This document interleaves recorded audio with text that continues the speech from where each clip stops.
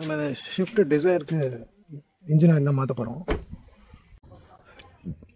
ஆக்சுவலாக ஜாக்கெட் போட்டு கொஞ்சம் வீலை ரிமூவ் பண்ணிட்டீங்கன்னா ரைட் சைடில் ஈஸியாக நம்ம இன்ஜின் ஆயில் ட்ரைன் போல்ட்டு பார்க்கலாம்.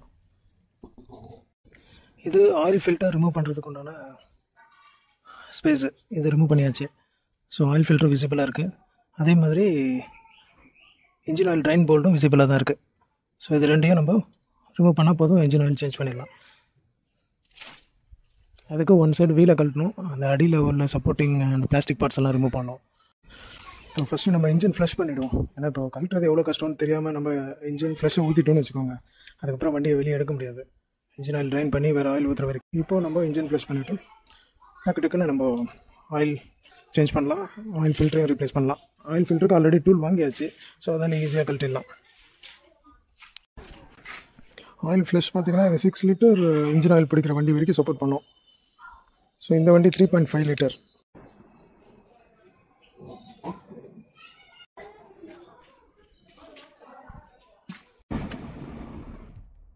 ஒரு வழியாக ஸ்டார்ட் ஆகிடுச்சு.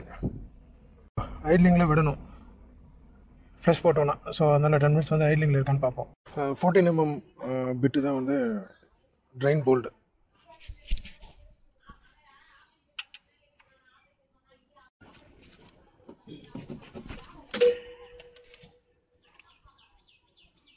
அவ்வளோதான், ரிமூவ் பண்ணியாச்சு. இப்போது எப்படி எனக்கு தெரிஞ்சு ஒரு 3 லிட்டர் இருக்கும் அப்படின்னு தோணுது. ஸோ இது 4 லிட்டர் வரைக்கும் இந்த பக்கெட்டில் பிடிக்கலாம்.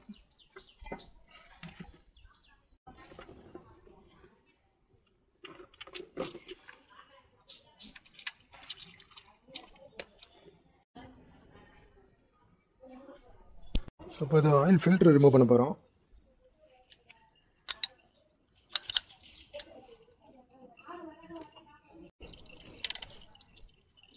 இனிமேல் ஆயில் லீக் ஆக ஆரம்பிச்சிடும், அதனால் நம்ம அங்கேயும் பக்கெட் வச்சு பிடிக்கிற மாதிரி இருக்கும். அதனால் இதை முதல்ல க்ளோஸ் பண்ணிவிடுவோம்.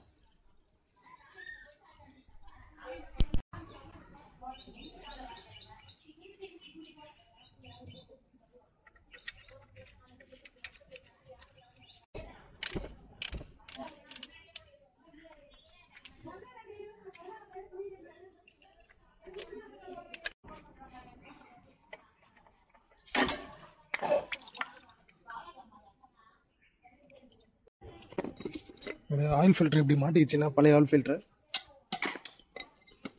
தட்டி கழட்டணும். கழட்டிட்டு தட்டி தான் எடுக்க முடியும். எடுத்ததுக்கப்புறம் தான் புது ஆயில் ஃபில்டரை உங்களால் போட்டு டைட் பண்ண முடியும்.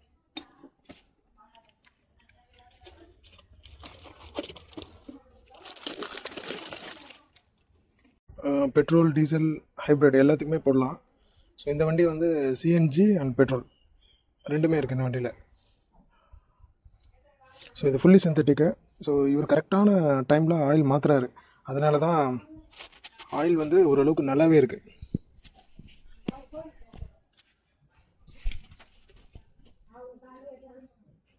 ஸோ இது வந்து மாற்றுற டைம் தான். சில பேர் வந்து ரொம்ப மாற்ற வேண்டிய டைமில் மாற்றாமல் ரொம்ப ஓட்டிடுவாங்க. ரொம்ப ஓட்டினாங்கன்னா இன்ஜின் ஃப்ளஷ் பண்ணாலும் உள்ளே ஃபுல்லாக கிளியர் ஆகாது.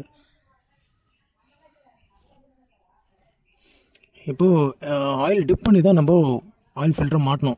ஸோ அதுக்கு முன்னாடி புது ஆயிலை உள்ளே ஊற்றிட்டு மாட்டலாம், இல்லை மேலே மட்டும் நீங்கள் தடவிட்டும் மாட்டலாம்.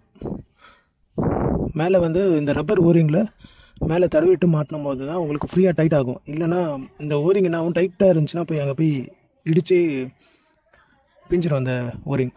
அதனால் லைட்டாக டிப் பண்ணிவிட்டு மாட்டுறது கரெக்டாக இருக்கும். இந்த மாதிரி ரிமூவ் பண்ணும்போது பிரேக்கையும் செக் பண்ணிடணும். இப்போ பிரேக் பேட் வந்து பார்த்திங்கன்னா இந்த வண்டியில் தேஞ்சிருக்கு. பிரேக் பேடு ஆல்மோஸ்ட் தேஞ்சிடுச்சு. இப்போது பிரேக் பேடு நெக்ஸ்ட் டைம் தான் மாற்ற முடியும், ஏன்னா எனக்கு சண்டே ஷாப் இல்லை. இல்லைனா ரொம்ப தேஞ்சிச்சுன்னா மெட்டல் உரைய ஆரம்பிச்சிடும். அப்போ டிஸ்க்கு ரோட்டர் டேமேஜ் ஆகிடும்.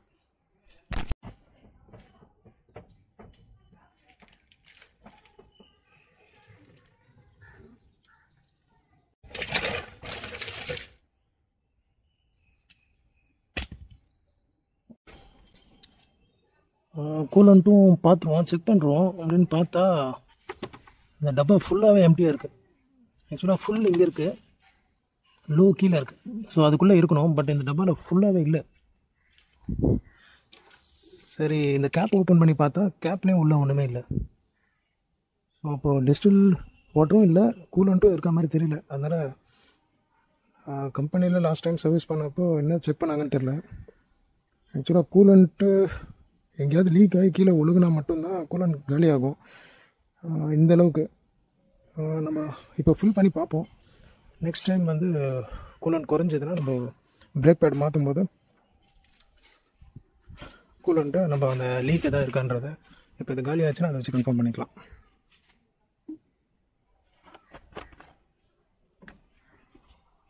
அதே கூலண்ட் தான்.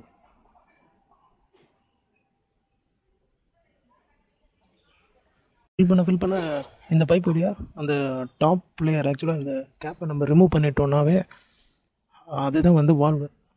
அதை ரிமூவ் பண்ணிட்டாலே இந்த வழியாக போக ஆரம்பிச்சிடும். அந்த வால்வு வந்து ப்ரெஷர் அதிகமாக இருக்கும்போது இதுவே ஓப்பன் ஆகும், க்ளோஸ் ஆகும். அது ரிமூவ் பண்ணுறதுனால நம்ம இங்கே ஊற்றினாலே நம்ம ரிசர்வர் டேங்க்கு போயிடுது.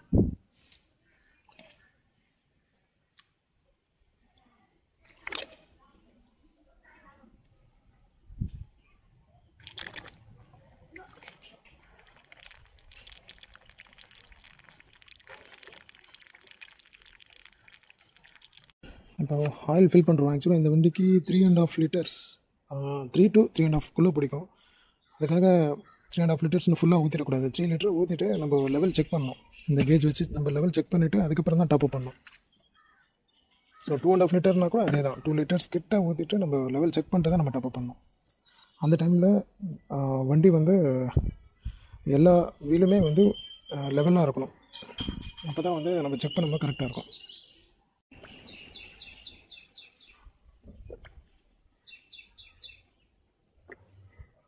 தொடச்சா தான் கிளியராக தெரியும். அதனால் தொடச்சிடுறோம்.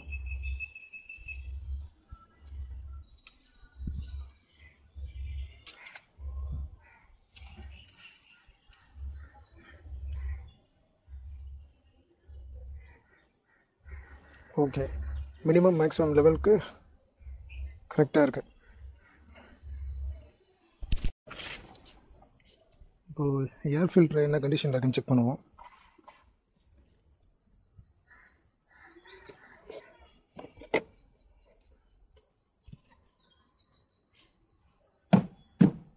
டஸ்ட்டாக தான் இருக்குது. நம்ம மாற்றி விட்ருவோம். புதுசு வாங்கியாச்சு.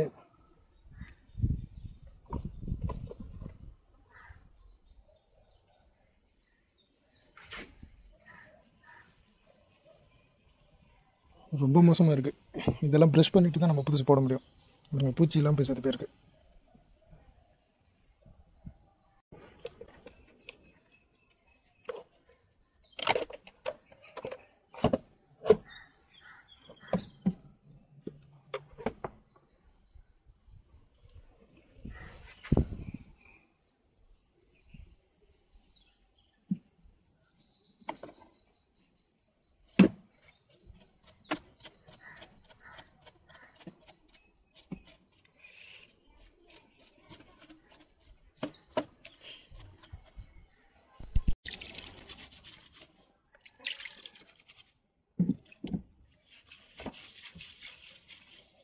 ரெண்டு ஹோல் இருக்கும் அந்த இடத்துல, அதில் போய்டும்.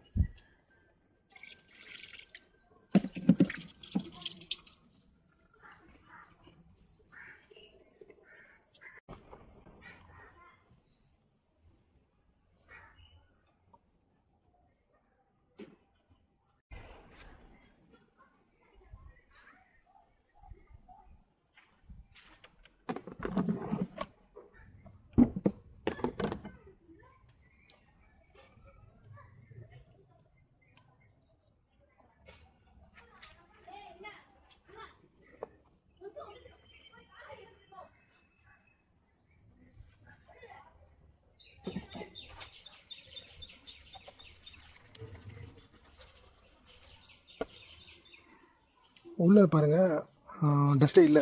ஸோ அதுக்கு தான் ஏர் ஃபில்ட்ரு போட்டு க்ளீனான ஏர் தான் உள்ளே போகும். ஸோ அதுக்கு தான் ஃபில்ட்ரு பண்ணி போகுது. ஸோ இந்த ஃபில்ட்ரை நம்ம மாற்றலைன்னா என்ன ஆகும்னா ஏர் உள்ளே போகிறதுக்கு ரொம்ப கஷ்டப்படும். ஸோ இப்போ இன்ஜின் ஸ்ட்ரெயின் பண்ணி போகும்.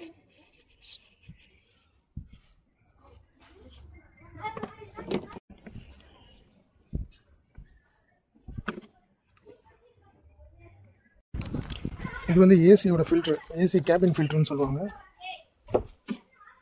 இது என்ன கண்டிஷனில் இருக்குன்னு பார்ப்போம்.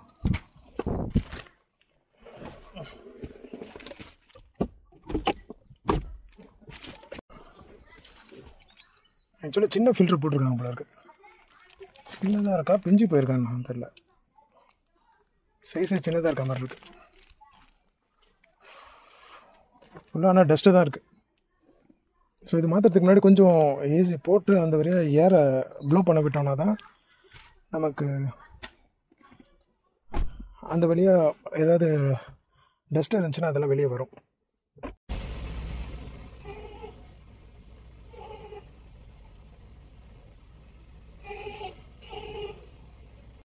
அவ்வளோதான், ஃபிக்ஸ் ஆகிடுச்சு.